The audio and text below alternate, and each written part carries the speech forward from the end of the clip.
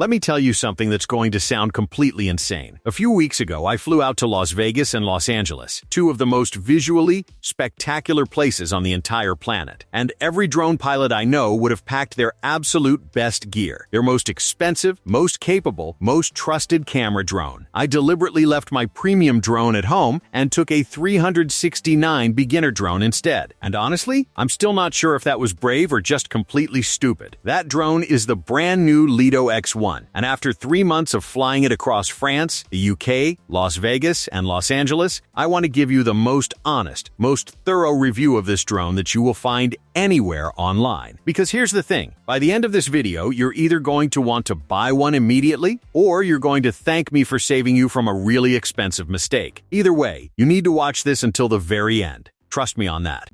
First impressions. Okay, let's start at the very beginning. When the Lito X1 arrived, the first thing I noticed genuinely was the packaging. It feels premium. It doesn't feel like a budget drone. The box is clean, the foam inserts are well designed, and when you pull out the drone for the first time, it has this satisfying weight to it. Solid. Purposeful. Inside the box, you get the drone itself, the standard DJI N3 controller, which requires you to clip in your phone, 2 spare propellers, a USB-C charging cable, and all the documentation. Now, if you go for the Fly More combo with the DJI RC2 controller, you also get additional batteries, a charging hub, a carrying bag, and a controller that has a built-in screen so you don't need your phone at all. There is also a Fly More Combo Plus that pairs the RC2 with the larger Plus batteries, which push flight time up to a remarkable 52 minutes. Honestly, if you're going to buy this drone, I would strongly recommend budgeting for one of those bundles. The built-in screen makes a world of difference in bright outdoor conditions. The drone itself folds up incredibly compactly. It genuinely fits in the palm of your hand. We're talking about something that slides into a jacket pocket, and yet when you unfold it and hold it, it doesn't feel cheap or flimsy. The arms click firmly into place. The gimbal cover feels well made, and the overall build quality for a drone at this price point is honestly better than I expected when I first heard the retail price. Now, it's also worth saying, this is an under 250-gram drone. It weighs in at just 249 grams, which is significant because in most countries, including the UK and large parts of Europe, drones under 250 grams come with far fewer restrictions, less red tape, and in many cases, no requirement for a pilot license or drone exam. That alone is a massive selling point for any beginner getting into this hobby. Key specs explained. Right, let's talk about what's actually inside this drone. And don't worry, I'm not going to throw a wall of numbers at you. I'm going to explain what each of these specs actually means for you when you're out there flying. The Lito X1 has a 1/1.3-inch image sensor. Now, what does that mean in plain English? It means this sensor is the same size as the one found in the DJI Flip, the Mini 3 Pro, and the Mini 4 Pro, all well-respected drones. A larger sensor captures more light, which translates directly into better low-light performance and more detail in your images. So right out of the gate, this isn't a toy sensor. This is a genuine camera sensor. It shoots 4K video at up to 60 frames per second in HDR mode, and here's something many reviews miss. It also shoots 4K at up to 100 frames per second for slow motion footage. That is a serious slow motion capability at this price. The HDR mode delivers up to 14 stops of dynamic range, which means exceptional highlight and shadow detail in high contrast scenes. It also supports 10-bit video, which gives you significantly more color information to work with during editing, especially important if you're doing any color grading. And it shoots in D-Log M color profile, which is a flat, low contrast format that preserves the most dynamic range in your footage, giving you the widest possible latitude to adjust in post-production. Battery life is quoted at 36 minutes on the standard battery, and in real-world conditions, I was consistently averaging between 26 and 30 minutes per flight, which is genuinely impressive. That 36-minute figure is measured in calm hover with no active tracking or obstacle avoidance running, so factor in those features and real-world wind, and you land in that 26-30-minute window. In strong wind, you may dip toward the lower end. Either way, this is among the best battery performance in the sub-250-gram category. And if you go for the Fly More Combo Plus, the larger Plus battery pushes the theoretical maximum all the way to 52 minutes. That is extraordinary for a drone this size. It also has 42 gigabytes of internal storage built in. Think of this as your safety net. Forget your memory card? No problem. You have roughly 10 minutes of high-quality video baked right into the drone itself. And for obstacle avoidance, it has sensors on the front, sides, and rear, plus a LiDAR sensor on the front for low light detection. protection. This is the same level of protection you get on the much more expensive Mini 5 Pro. That is genuinely impressive. Real-world footage breakdown. Alright, this is the part you've actually been waiting for. Let's look at the footage. Everything you're watching right now was shot on the LiTO X1 during my trip to Las Vegas and Los Angeles. I shot all of this in D-Log M color profile and then graded it in post. I had the sharpness and noise reduction settings dialed down to -2 for maximum detail retention. And importantly, I had no ND filters on this drone at any point. Everything you see here is straight from the sensor, color graded. The daytime footage is where this drone absolutely sings. The colors are vibrant, the detail is crisp, and the stabilization from that 3-axis gimbal is rock solid. These shots were taken at elevations above 700 meters in genuinely gusty conditions, and not once did I see any gimbal wobble or jello effect. For a drone at this price, that composure in the wind is remarkable. Now look at these low light shots. This is where budget drones typically fall apart. But honestly, I was blown away. The noise levels are controlled, the colors are still rich, and the detail holds up far better than I expected for a drone that costs under $400. These aren't perfect, you wouldn't confuse them with a full-frame cinema camera, but they are genuinely usable, genuinely shareable footage. And then there are the tracking shots. I used Active Track for all of these. All I did was draw a box around the subject on my controller screen, in this case, a car, and the drone locked on, adjusted its position automatically, and maintained that lock even as the car moved and the wind pushed the drone around. I could manually adjust the distance by pushing the right stick, pulling the drone closer or farther from the subject. The results look like they were planned and executed by a professional camera operator. They were not. This drone did it automatically. The panoramic photos are also worth highlighting. These are composite images stitched from multiple photos taken in quick succession. The fact that the drone held its position so precisely in wind, at altitude, that the final stitched image shows no distortion or misalignment is genuinely impressive. These pano shots came out looking stunning. So there you have it. Real footage, real conditions, no studio lighting, no ideal weather, no calm skies. And the LTO X1 delivered. I genuinely had no regrets leaving the Mini 5 Pro at home on that trip.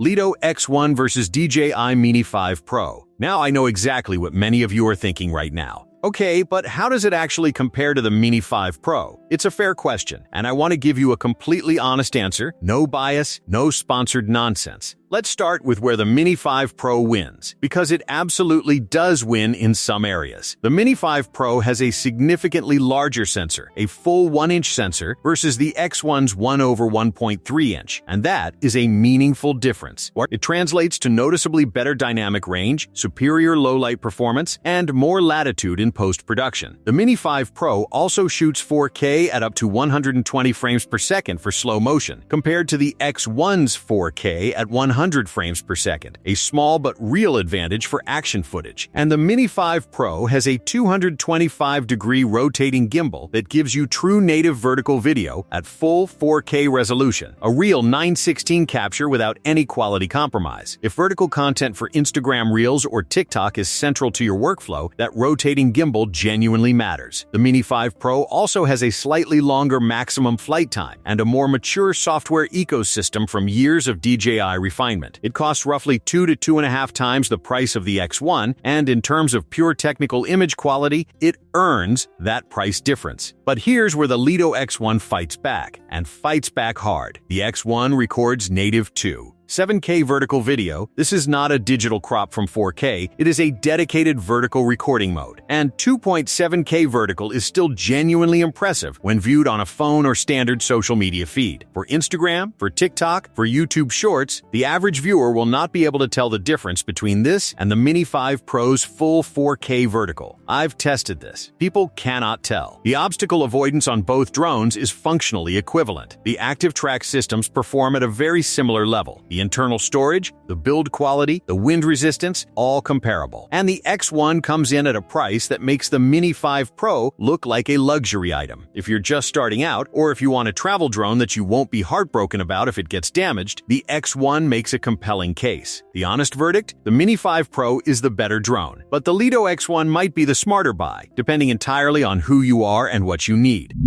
The honest pros and cons. Pro number 1. The price. At $369 with the standard controller included, this drone offers a level of features and performance that would have been unthinkable at this price point just 2 or 3 years ago. We are living in genuinely exciting times for accessible drone technology. Pro number 2, the obstacle avoidance system. Having front, side, and rear sensors along with LiDAR for low light detection at this price is not something you should take for granted. This is the same level of protection as on far more expensive drones, and it gives you the confidence to fly in tighter spaces without constantly fearing a crash. Pro number 3, Active Track. The tracking system on this drone is genuinely excellent. It can track subjects at up to 12 meters per second, it locks on reliably, it holds position well in moderate wind, and the results look professional. For bloggers, travelers, and content creators who fly solo and need the drone to track them autonomously, this feature alone is worth a huge amount. Pro number 4, the 42 gigabytes of internal storage. This is genuinely one of my favorite things about this drone. I cannot tell you how many times I've arrived at a location and realized I've left my memory card in my laptop. With this drone, that is not a crisis. You have a backup baked in. That peace of mind is underrated. And pro number 5, the DJI Flight Simulator integration. You can load up the simulator on your controller and fly a virtual version of this drone in a realistic environment. When the weather outside is awful, and let's be honest, here in the UK, that's roughly 6 months of the year, you can still be practicing your drone moves, your transitions, and your shot compositions. It's a genuinely excellent learning tool, especially for beginners.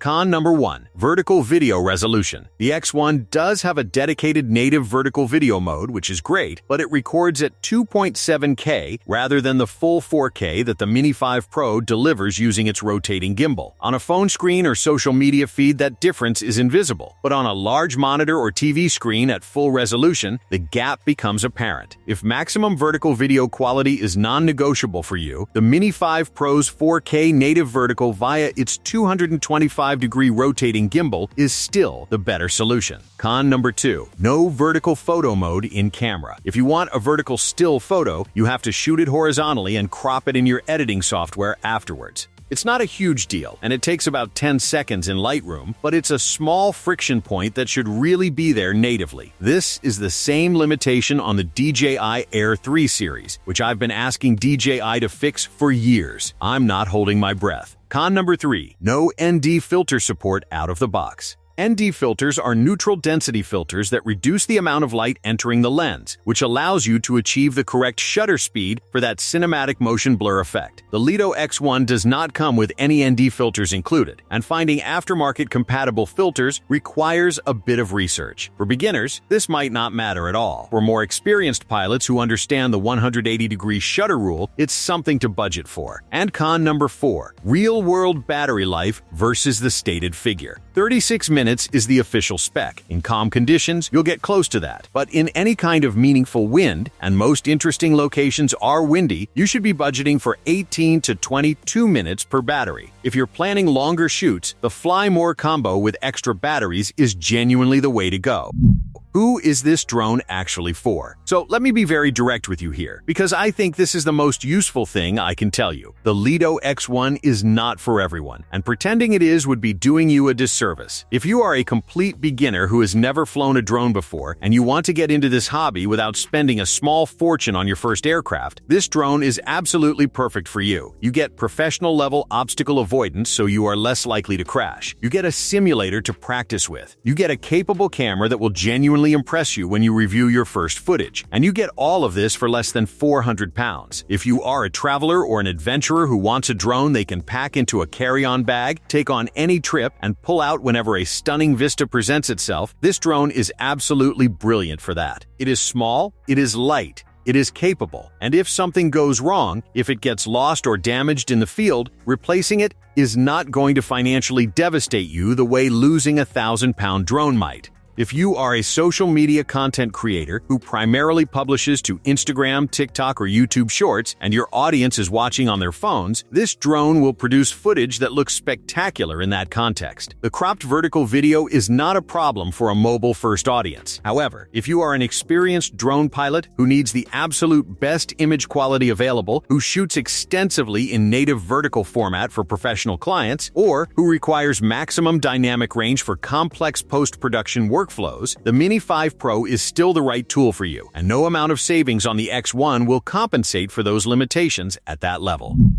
The final verdict. All right. Final verdict time. And I want to give you something that is actually useful rather than just sitting on the fence. The LTO X1 is, without question, one of the most impressive value for money drones I have ever tested. It is not the best drone in its weight class, the Mini 5 Pro holds that title, and it earns it. But what the LTO X1 does is bring a genuinely capable, genuinely well-featured drone within reach of people who would otherwise be priced out of this level of performance. I took it to Las Vegas. I took it to Los Angeles. I flew it in France. I flew it in the UK in conditions that would ground many lesser drones. And every single time, it came back with footage that made me genuinely happy. Footage that I was proud to put on this channel. Footage that, on a phone screen or a standard monitor, absolutely holds its own. At $369 with the standard ARC N3 controller, or $579 with the Fly More combo with ARC 2, which I strongly recommend, this drone represents outstanding value. And if you want the absolute maximum kit, the Fly More Combo Plus with the larger batteries is also available. If you've been on the fence about getting into drones, or if you've been looking for a travel companion that punches above its weight class, the LTO X1 deserves to be at the very top of your shortlist. My rating? A strong 8.5 out of 10, with the only points deducted for the lack of native vertical video and the gap between stated and real-world battery life. Both are manageable. Neither is a deal breaker. This drone earns its place. Right, before you go, I want to point you at something. If you watch this and you're still torn between the LTO X1 and the Mini 5 Pro, I did a full dedicated head-to-head comparison between these two drones, side by side, same locations, same conditions. That video is going to answer every remaining question you have. The link is on screen right now and it is in the description below. And if you found this video useful, if it saved you time, gave you clarity, or just entertained you for 12 minutes, then do me one favor. Hit that like button. It genuinely helps this channel more than you might realize, and it helps other people who are searching for exactly this kind of honest review actually find this video. Subscribe if you haven't already. I've got some seriously exciting videos coming in the next few weeks. There is new kit arriving that I think is going to shake up this market in ways nobody is expecting. You want to be here for that. I'll see you in the next one.